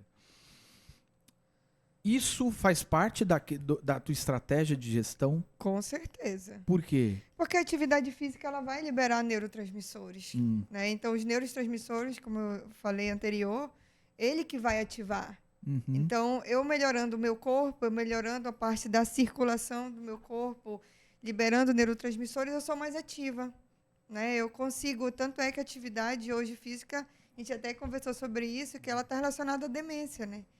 Então, quanto mais atividade, menos chance você tem de ter um Alzheimer, de ter uma demência aí. Então, a atividade física ela está completamente relacionada. E se a gente for ver os grandes aí empreendedores, eles foram atletas ou eles têm a parte, a veia de atividade física muito forte. Né? Que massa, né? Eu acho que além da questão hormonal, né? Da questão do neurofisiológica aí, tem a questão mais competitiva, né? Porque esporte é competição, a gente se supera. Por exemplo, quem faz crossfit, eu conheço uma galera, tem um brother, inclusive, que trabalha com isso. É superação. A Rose faz. Sim. É superação o tempo todo, né? E na gestão é superação todos os dias. Perfeito. Muito pontual o que você falou. Justamente. Então, a atividade física é justamente isso. A minha recompensa. Eu quero ficar melhor, eu quero atingir isso. E aí você entra você compete com você mesmo. A gente tem que entender que o nosso crescimento é individual, ele não é coletivo. Até a gente entra até numa parte de comparações entre as redes sociais. Estou me comparando com fulano, estou me comparando com ciclana, e aí já fico ansiosa, eu não estou chegando no resultado dela. Então, a evolução ela é individual, ela não é coletiva. A gente vai falar sobre positividade tóxica. Então, você é perfeita, é isso? Não, estou longe disso. Mas eu sei o que eu quero, então fica mais fácil. Eu já entendi o meu processo, né? Não entendi, né? Eu tento entender todo o tempo. Você já pensou em desistir? Já, todo dia. todo tempo tem alguma coisa, ai meu Deus, mas o que eu quero? Aí eu retorno, aí mudança de pensamento, né, a meditação, a leitura, aí você vai, todo dia é um processo. Isso. Você sabe por que eu te perguntei isso? E serve para o Felipe também? Porque, e aí a gente vai entrar numa coisa mais prática, né, do nosso papo aqui, que é o propósito de vida. Sim. Muitas pessoas não sabem o que é propósito de vida, confundem com sentido de vida, confundem com felicidade, enfim. A gente fez até um trabalho, né, para o Instagram da Evoluir, que a gente saiu nas ruas perguntando o que é felicidade. Sim, eu vi. Você tá com triste, ansioso, depressivo, você procura quem? As pessoas não sabem, né? Que inclusive foi um tema de um podcast nosso aqui, com a Isa também. Isa? Dá tchau pra Isa. Isa, saudades. queremos você aqui. Queremos sim. Vem logo. E assim, gera-se um debate muito grande. O que é felicidade, né? Esses momentos são inevitáveis, cara. Como você falou, o cérebro, ele busca prazer e ele vai ser resistente a qualquer dificuldade que você tiver. E, naturalmente, poxa, eu penso em desistir. Né? Muita gente que está assistindo a gente deve estar pensando em desistir de alguma coisa. Sim. Mas o que ela deve olhar, por exemplo? Meu propósito de vida. Qual que é meu propósito de vida? É esse, é viver sendo feliz. E ser feliz é viver a vida que eu gosto, né? É prover, por exemplo, a oportunidade das pessoas de cuidarem da beleza, de formarem os meus alunos, de ir na formatura e ver o sorriso, o agradecimento deles. Isso é propósito. Cara, é contribuir com o social, né? É estar aqui discutindo isso, que é muito útil para as pessoas. Então, a gente tem que saber separar. Sentido de vida, por exemplo. O que é sentido de vida? Que foge dessa coisa de sentir e ganha uma questão mais de seta, que é o sentido de vida. Isso aqui faz parte do meu sentido? Aponta para aquilo que eu busco? Sim. Então, assim, é muito precioso isso que você traz. Porque dias ruins terão. Todo tempo, nem todo tempo a gente está motivado. Exatamente. É só deixar mais constante. Porque vai ficar mais fácil, né? E assim, entra dentro dessa próxima etapa do bate-papo, que é a questão da positividade tóxica, que muitas pessoas desenvolvem ansiedade, baixa autoestima, com essa coisa da comparação, né? Poxa, ninguém vai publicar dias ruins no Instagram, no LinkedIn. Cara, o LinkedIn parece um mundo perfeito dos gestores que... Sabe, a pessoa é demitida e fala, obrigado por me demitir, foram anos incríveis. Cara, você tá puto da vida ali, sabe? E a gente sabe que 90% das pessoas ali estão querendo fazer média. Mas mesmo assim, o LinkedIn é útil, né? É necessário. Como que vocês entendem essa influência dessa positividade tóxica, que eu acho que é muito injusta, sabe, para as pessoas, principalmente para aquelas que estão começando ainda? Eu vejo assim, é como se fosse aquela frase, né, do senso comum. O gramado do vizinho é mais verde, né? Mas eu não sei exatamente qual é o adubo que ele está utilizando, se ele está utilizando algum tipo de produto especial, não sei qual é a estratégia que ele está utilizando, mas ele é mais verde. Se ele pintou. Né? Se ele pintou, se ele passou alguma coisa lá, mas ele é mais verde. Então daí eu já começo a depender do meu contexto histórico, a depender da minha vida, eu começo a acionar complexos de inferioridade, por exemplo. Né? Eu sou inferior, não consigo, aí entra justamente naquela coisa que meu corpo, a química do meu cérebro vai me direcionar realmente para me sentir e viver essa inferioridade, né, que eu acredito tanto, né? Então, o que eu penso sobre essa questão da positividade tóxica é que vai ter momentos de vazio, vai ter momentos de dor, vai ter momentos em que você vai se sentir triste, angustiado. E se você se sentir angustiado, nós temos que pensar, isso eu levo para mim também no meu processo analítico particular, é que eu vou viver. Eu vou tolerar, eu vou entender. Eu tenho que ter cuidado com as possíveis saídas psíquicas que aquele momento de angústia em relação ao meu negócio, por exemplo, está me causando. Possíveis saídas, querer desistir, por exemplo. Né? Querer desistir, é isso mesmo que eu quero, desistir? pô, tá difícil, realmente tá difícil, mas é isso mesmo que eu quero? Não, não é. Então, vamos tolerar essa angústia aqui e ver o que, em algum grau, ela quer nos dizer. Porque a angústia, ela tem uma função, assim como a dor de cabeça tem uma função, que você vai fazer lá, enfim, a medicalização, se for o caso, ou respirar fundo, relaxar um pouquinho para esfriar realmente, literalmente, os ânimos, né, para voltar. Então, eu preciso entender o que eu vou fazer com esse momento de angústia. Eu vou comprar? Eu vou comer? Eu vou fazer sexo compulsivo? Eu vou sair para festa? O que eu vou fazer com isso? Né? Então, até a angústia, ela tem um papel importante. Ela tem uma importância na nossa vida. A gente precisa aprender a ler ela. Aí vem a análise, vem justamente uma autoanálise também. Você acha que é uma escolha da pessoa transformar o que acontece com ela em algo positivo ou negativo? Olha, o que acontece com ela diretamente, não. Porque não é uma escolha, acontece. Agora, como eu vou administrar isso emocionalmente, né, entendendo que, tudo bem, eu vou sentir raiva, ninguém quer sentir raiva. Eu vou sentir raiva em alguns momentos, eu vou sentir angústia, tristeza, alegria. Agora, o que eu vou fazer com esse sentimento que ele se manifestar, aí que está o negócio. O X da questão está aí. O que eu vou fazer? Porque daí nós estamos falando de saída. O fazer é a saída psíquica que nós vamos ter diante desses sentimentos. Mas decidir isso não depende de um autoconhecimento? Ah, sim. O que me ocorre eu não tenho, porque, né, tá fora de mim. Eu não tenho o menor controle das coisas que acontecem de fora para cá, né? Só o que vem do meu comportamento, da minha atitude para fora, aí minha responsabilidade.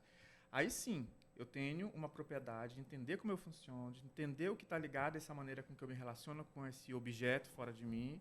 Aí, a partir daí, eu começo realmente a ter um processo decisório, né, do que eu vou fazer. Porque eu tenho muita raiva. Mas e aí? Eu vou jogar isso aqui, vou sair correndo, eu vou respirar fundo. Aí começa esse automonitoramento, esse autoconhecimento na prática. É um pensamento estoico, né, cara? Do estoicismo é aquela coisa da gente, em momentos adversos, ou até momentos favoráveis, a gente lançar mão daquilo que está ao nosso alcance. Né? É o nosso recurso. Poxa vida, fui demitido. O que está ao meu alcance? Pedir pro cara para eu voltar? Não. Sair na rua com cartaz, pode até ser, mas seria mais prudente você entrar em contato com a tua rede profissional, mandar currículos, começar a, né, dar-se um tempo para processar esse... E eu acho que entra muito nisso aí, né? A questão da positividade tóxica. O que a gente... Né? Ou não querer sentir. Ou não querer sentir. Ou até se permitir sentir, Sim, né? exatamente. E elaborar Viver de uma aquele forma... luto, aquela coisa, né? Viver Sim, aquilo, e né? elaborar isso de uma forma positiva, para você, nem que seja, no mínimo, um aprendizado. Sim. Porque se a gente pensar, o que a positividade tóxica nos direciona, nos ensina, né? Que você precisa anestesiar. Então, diante da angústia, vá para um bar em bar, vai para festa, porque você precisa estar positivo e estar feliz. Né? Você não pode ter esse espaço, essa lacuna de sofrimento, de angústia, de dor, por elaboração de um projeto da empresa, por exemplo, da gestão que não deu certo. Você precisa anestesiar. Aí você vai tomar medicação, é uma possível anestesia, né? Vou para o álcool, vou para outras drogas, vou para onde?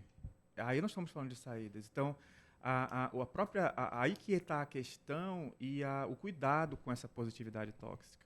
Ela é tóxica porque realmente ela quer nos tirar algo que é natural, que é o sentir, né? Nem todo momento nós vamos estar sentindo coisas boas e felizes e alegres e essa coisa toda. Não, é sentimento. Sentimentos são coisas que são transitórias, né? Mas o mundo empreendedor, ele não cobra isso de você, não, Ju? Que você esteja bem o tempo todo, que você esteja produtivo o tempo todo? Assim, é aquilo que a gente falou anteriormente, é filtrar. Nem tudo é para mim. De repente, aquela empresa está crescendo, quanto tempo ela já cresceu, quanto tempo ela já está no mercado, né? O de recursos que teve, quanto tempo de desperdiçou já nisso. Então, nem tudo é para mim, é filtrar. E é interessante também juntando o que ele disse com o nosso corpo todo é voltado, pele, olhos, ouvido, boca, para você pegar o que está aqui fora e levar para o cérebro. Então, quando a gente, eu não tenho como controlar o que vem de dentro. Peraí, mas o que você está levando para ele? Porque o cérebro não enxerga. Então, qual é o ambiente que você está? Que de repente está te fazendo mal.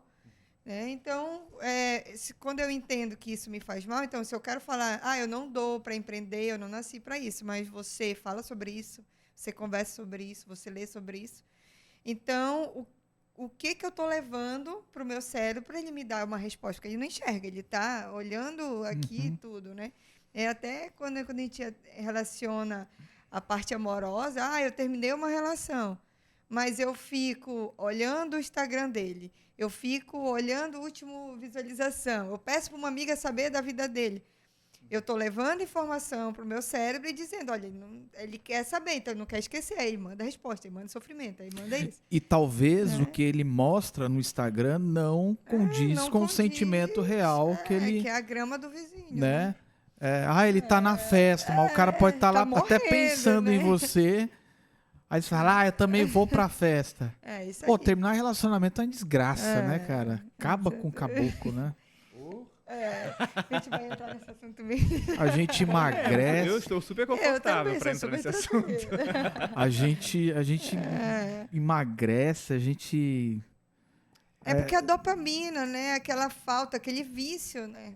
O amor aquela aquilo, frequência, né? aquele circuito, aquele momento em que você chega em casa e tem outra pessoa ali para você, sei lá, fazer alguma situação, conversar, cozinhar. Então, tinha uma rotina, tinha uma rigidez, tinha um costumeiro, tinha um padrão. E agora você se vê sem aquilo, né? Tem um vazio aí. E até uma expectativa, né? Aí, diante disso, uma nova Você acha que é um identidade, vício, né? Que a gente vicia em pessoas? Vicia porque quando tem neurotransmissores que vicia. Como a dopamina. Que é prazeroso. Que é prazeroso, né? Tudo que é, por exemplo, a comida é prazer, a bebida é prazer, droga é prazer, sexo é prazer. Aí vicia, se você São não... descargas, né? Nós estamos descarregando energias ali. E o ranço? Então, total. Eu tenho muito já. Depois que a gente... pega, já era. Depois que a gente sofre e tal, e depois a gente vê e fala... Como pude, né? É isso aí. Esse é o ranço. Que você entendeu, né? É a questão do nojinho, né? Mas esse nojo, ele vem com raiva? Não, ele vem com indiferença. Tá. Aí tá tudo bem. E às vezes arrependimento. Tipo, mano, como que eu pude perder tanto tempo ali? Né? Essa pessoa era mais bonita na minha época. Não, é porque você olhava ela mais bonita. Mas a expectativa isso tem a ver também. com a questão química do cérebro, né? A química. Tanto é que a gente fala que amor não existe. É uma reação química, mas lógico que não é. Mas fisiologicamente falando é isso. Isso acontece com lugares e empregos também. Tudo. Porque não é uma questão só monetária, né? Não é só receber aquele salário lá para pagar boletos. É a relação simbólica, a função psicológica que o trabalho tem nesse fazer. O reconhecimento social, a realização. Será que eu visto minha roupa de manhã, botou minha camisa e vou trabalhar? Poxa, eu vou trabalhar. Eu vou, meu Deus do céu, de novo para aquele trabalho, com aquelas pessoas. Ou seja, isso já gera toda uma reação do meu organismo. Já que nós estamos falando da maneira de pensar, maneira de olhar, né, e que isso é uma cadeia, pensamento, questões químicas, emoções, sentimentos, afetos, né, de uma forma geral. Então, essa relação, né, que eu tenho com esse objeto. Isso aí. Entendi. E aí, o pensamento ele vai gerar o resultado. Quando a gente fala assim, o que você pensa, você atrai, o que você pensa pode acontecer. E as pessoas acham isso muito longe da realidade. É palestrinha, e tal. Mas não é, porque como a gente veio conversando, tudo acontece através do pensamento, porque ele não sabe o que é real. Aí já começa a liberar transmissor, o teu corpo todo é voltado para isso, é para se levantar, é para entender. E aí a ação vai gerar um resultado. Então, o dinheiro, o prazer em ser reconhecido, isso daí já é um resultado que começou lá no pensamento. E eu acho que a gente sempre cai, né, Felipe, se a gente for pensar em soluções, né, na questão do autoconhecimento, da análise, que aí a gente pode até considerar a cultura do sucesso e do fracasso, né? A gente tem um medo muito grande do fracasso. A gente nunca começa alguma coisa achando que vai dar errado. Mas a possibilidade é 50-50, né? A gente não prevê. Enfim, muitas coisas caem, eu acho que todas, na questão da análise mesmo. É sempre, né? A gente se preparar porque a gente vai absorver para as pessoas que a gente vai se relacionar, para aquilo que eu me proponho a fazer, onde eu quero chegar. Essa questão do autoconhecimento, quando a gente trabalha, a gente evita tudo isso que a gente falou aqui. A questão da positividade tóxica, porque a gente entende que, poxa, eu não vou me comparar com o outro, porque o outro é o outro, eu sou eu, né? Inclusive com um propósito de vida diferente. A questão da cultura do sucesso, né? De você ser bem-sucedido o tempo todo. E o que é ser bem-sucedido? Umas são mais que outras financeiramente, outras são mais felizes que outros. Enfim, outra pode estar morando no mato e ser muito mais feliz que você, que está viajando o mundo todo, enfim. E eu acho que análise, o ambiente psicoterapêutico, sabe? É por isso que eu falo, e eu sempre bato nessa tecla, né? Da questão das pessoas darem a importância ao psicólogo, ao processo psicoterapêutico. Ah, mas eu tenho aversão a psicólogo. Então, assim, cara, procura alguma outra forma, sabe? Porque talvez você, com essa característica, essa resistência, você está tornando o mundo até pior. E eu moro no mesmo mundo que você. Então, assim, velho, né? A gente faz colabora. Terapia para conviver com aqueles que não fazem terapia, né? Tipo, dizer uma frase assim. Né? É aquela coisa, somos em bilhões de pessoas no mundo, mas a gente compartilha o mesmo lugar, né? Então, pelo amor de Deus, cara. Porque essas pessoas têm a arte, sabe, de fazer merda e respingar na gente, que tá longe, que nem se relaciona com ela. E a gente tem que entender também que isso é um processo evolutivo de cada um e entender que o processo dele não está igual ao meu, que o meu não está igual ao dele, e aí a gente aprender a conviver. Porque, por exemplo, se eu tenho colaboradores que não estão com esse pensamento de crescimento igual eu, vai ser meio complicado, porque nem todo mundo vai estar com esse pensamento como eu tenho. Mas então, precisa estar igual? É muito difícil estar igual. Mas você aprende como é que... eu entendo como é o funcionamento dele. Eu consigo gerir ele como colaborador, ele consegue... ou pelo menos alinhar o objetivo dele dentro do seu, que pode ser maior que o dele. E assim, o objetivo da clínica... o objetivo da clínica também é o objetivo dele, porque se não for, às vezes nem é para estar ali. Não é o ciclo dele fechou e está tudo bem. Evoluiu ali, ok, mas também não é, porque às vezes a gente tem essas reuniões, né? Então é importante também a gente reunir a equipe, né, no início da semana, numa segunda-feira, e entender qual é o processo, quais são as metas, porque se a minha meta na clínica não for igual, se o meu resultado dentro da clínica não está sendo igual ao das outras pessoas, a gente está para caminhos diferentes. Até porque, como eu acabei de falar, ele pode impactar no teu e você impactar no dele. Né? E de repente está tudo bem. Não faz, ou eu não posso fazer parte de lá, ou ele não faz parte da clínica, né? Pode você ser. É chata como gestora? Eu sou um pouquinho. Sou. É megera, bruxa ou não? Não, na verdade eu estou aprendendo. Na verdade eu estou aprendendo muito quanto a isso. Porque, como a gente falou, nem todo mundo está no mesmo processo. E aí você, bora pisar o pé no freio. Sem sequestro emocional, racional. Entender que nem todo mundo está no mesmo processo e entender o processo do outro, onde ele está. De que forma a gente dá para trabalhar junto. Porque é muito difícil, né? Você, como gestor, tá todo mundo ali querendo a mesma coisa, alinhar. Até porque eles estão colaborando para um sonho que é seu. E que tem que ser dele também. Porque se não for dele, não é o propósito. né? Então, dentro de uma empresa, a gente pergunta, qual é o seu sonho? A empresa tá contida no seu sonho? Porque se não tiver, às vezes não é para ele estar ali. Mas pode- mesmo, ele mas pode mesmo, dizer que tá e não É, sei, né? mas eu acho que acredito que seja mais eficiente a gente jogar uma outra ótica aí nessa questão, que ele não tem o mesmo sonho que você, mas ele está disposto a colaborar com o teu sonho, Pronto. né? Porque na hora que o bicho pegar, realmente vai pegar pra você. Porque às vezes é só dinheiro, aí já complica o processo. Não, só tô aqui pelo dinheiro. Aí já, a maioria das vezes vai ser isso, né? aí tem que trabalhar, porque fica mais complicado de alinhar. Alguém já falou isso? Ah, eu tô aqui só pela grana mesmo. Não, pelo menos não teve coragem, né? Mas possivelmente tem. Mas eu acho admirável um cara ser sincero nesse ponto. Eu acredito que a gente consegue enxergar isso no comportamento e na atitude frente à atividade da empresa, né? Não no objetivo necessariamente que ele quer com esse trabalho, porque é uma coisa muito subjetiva dele, ele vai me enganar ou vai falar alguma coisa que eu queira ouvir, né? Que não vai ser exatamente o que seja isso, já até de uma forma muito, né? Narcísica, reproduzir que o outro tenha o mesmo desejo que eu, não vai rolar. Até porque o LinkedIn tem muito isso, né? Eles pregam muito essa...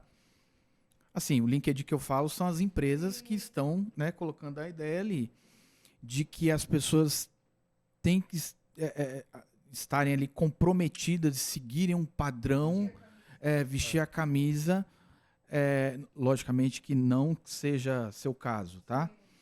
E a gente sabe, assim, por exemplo, eu vejo ex-líderes que eu tive, que são péssimos líderes, pagando de bom moço lá no LinkedIn.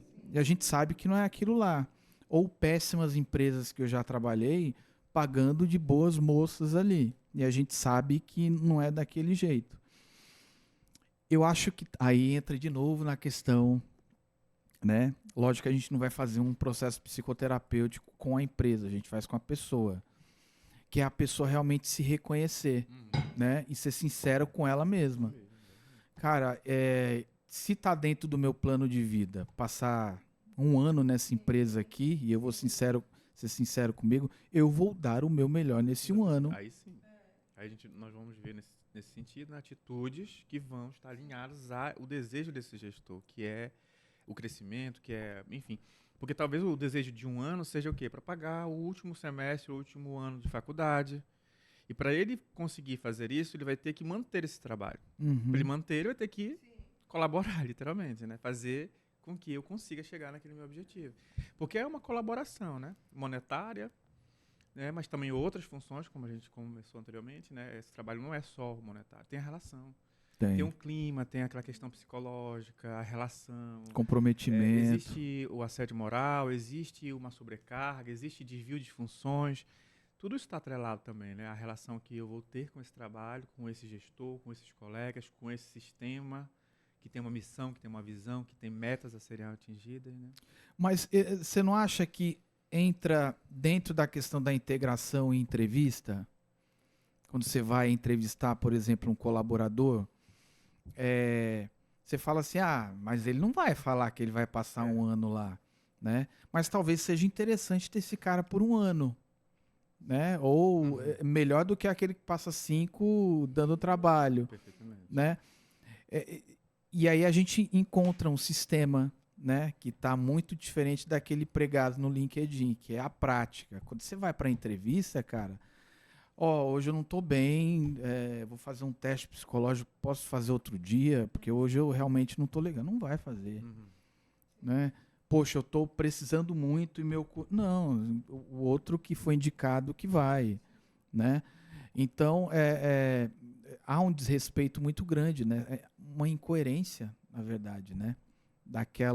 Daquele mundo que é ideal, que é necessário, e daquele que é praticado no LinkedIn e na prática mesmo. A gente está indo para a parte final. Eu devo confessar a vocês que a gente abordou muita coisa, mas a gente não abordou 50% do que a gente gostaria de abordar. Eu acho que esse papo aqui, ele demanda um outro, né? Vamos ver um melhor momento para a gente fazer isso, Eu acho interessante também as pessoas que assistirem esse encontro, né, já que conhecem vocês, é justamente refletirem sobre o que a gente tratou aqui. Né? Existe um aspecto existencial, fenomenológico, mas também uma questão mais orgânica do comportamento. Tem algumas saídas, né, para a gente resolver algumas questões que a gente trata na empresa, por exemplo, algumas dificuldades que a gente tem. E que se a gente realmente quiser chegar à questão empreendedora, isso pode ser construído. Né? Não é tão distante assim da realidade das pessoas. E que eu acho que um dos caminhos que se deve começar é justamente mergulhando no que a gente tratou aqui. Como que é? O que é um empreendedor? É só administrar? É só ter a ideia, administrar o dinheiro e... Não. É uma série de fatores que, inclusive, passa pela questão do autoconhecimento, que é muito importante. Eu queria agradecer vocês imensamente. Sério mesmo. Eu achei incrível a nossa conversa.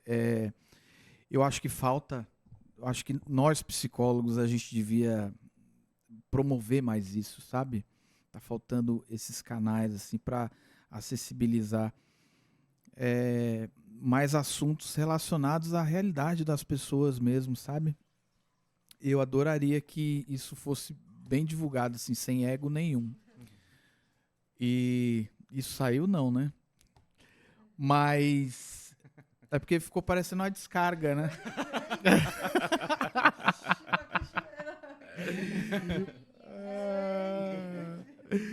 Então, assim, vocês vão falar do curso agora. Eu queria que vocês deixassem as considerações de vocês. Aí depois eu fecho com a galera. Beleza? Então, além de agradecer, né, vamos utilizar esse momento para falar um pouquinho. A gente vai lançar um curso aí multidisciplinar, falando sobre a parte do neurocomportamento, do empreendedorismo, e entender que, independente da área que você tiver, né, a gente precisa entender o neurocomportamento. É só para psicólogo, só é para pedagogo, só é para enfermeiro? Não. A gente entender todo esse processo do neurocomportamento, a gente consegue entender um pouquinho e falar sobre empreendedorismo, né? Então, o empreendedorismo é só uma veia, mas entender o comportamento, essa parte fisiológica e como aplicar isso é muito maior. Legal. Aí eu deixo a fala para o meu amigo falar um pouquinho mais e obrigado mais uma vez pela parceria, Felipe e Will, pelo convite. E estamos abertos a próximos aí podcasts para falar sobre mais e de uma forma bem mais didática, leve, levando esse conhecimento um pouquinho. Legal. Gostaria de agradecer também ao convite. Na verdade, nós já tínhamos uma possibilidade há um tempo atrás, né, que é intermediada pela Isa, pela Isabelle. Acabou que, acho que a rotina, as situações, né? Esse, inclusive, foi assim, não, vamos. Sexta, reunião, não tem tempo. Fizemos juntos, áudio no grupo do WhatsApp, para dar certo para estarmos aqui hoje. Né? E foi muito bom estar aqui com vocês hoje, profissionais excelentes. Eu que agradeço vocês, gente. Ficou sempre aberta a outras possibilidades, a outros diálogos. Eu acho muito interessante esse olhar inter, né, multi, esse diálogo entre as várias possibilidades, porque nós já entendemos que a psicologia realmente não é aquela ilha que talvez foi por muito tempo, só psicológico. Isso é psicológico. Calma, peraí. Né? Nós temos todo ali um contexto, tem todo um olhar físico, psicológico, espiritual, social, cultural, para a gente olhar e pensar essa manifestação dada, né, que está sendo observada. Então, gostaria de agradecer muito. E fico eu te agradeço. Sempre. Adorei o papo. Quer falar um pouco do curso? Então, o nosso curso, ele é voltado, como disse a Ju, para um público ampliado. Nós não temos um direcionamento específico desse público. E a ideia é justamente a gente falar sobre esse funcionamento neurocomportamental diante do empreendedorismo, trazendo olhares da psicologia, da neurofisiologia, da psiquiatria, da neurologia, então profissionais ali reunidos para a gente dialogar e pensar, não só nesse funcionamento, mas o que você pode fazer para se conhecer um pouco mais nesse aspecto neurocomportamental? E diante desse conhecimento, o que você pode fazer para ajustar aquilo que talvez possa estar interferindo ou atrapalhando você a alcançar o seu empreendimento, os resultados que você deseja com eles, né? Então, o curso ele é isso, né? O curso é o momento em que nós vamos dialogar sobre isso, sobre estratégias, sobre possibilidades, sobre caminhos a trilhar nesse processo de empreendedorismo que não envolve só o desejo, o querer empreender. Eu tenho que também conhecer, né? Empreendedorismo é uma competência, né? É um desenvolvimento de uma habilidade que requer conhecimento, não só desse mercado, dos riscos que ele pode ter, pode apresentar, mas também sobre você, porque você vai gerir essa empresa, né? E você, como gestor, tem um emocional, tem um comportamento, tem uma maneira de pensar que pode atrapalhar você a desenvolver o seu processo, os seus processos dentro desse empreendimento. Então, o curso ele vai falar exatamente sobre isso. Participe com a gente. Inscrições no link embaixo. Ok, meu querido. Obrigado. Muito Você não comeu obrigado. biscoito, né? Não, Obrigado, viu? vou ficar Obrigado, pro cookie. Brownie. O brownie. O brownie. Eu vou levar para casa depois. Bom, gente, adorei a participação de vocês também, né? Logo, logo tem um novo episódio aí com alguns convidados especiais, como sempre, né? Espero por vocês, eu agradeço vocês todos que assistiram, que acompanham a gente nas redes sociais. Um beijo, um abraço, até mais.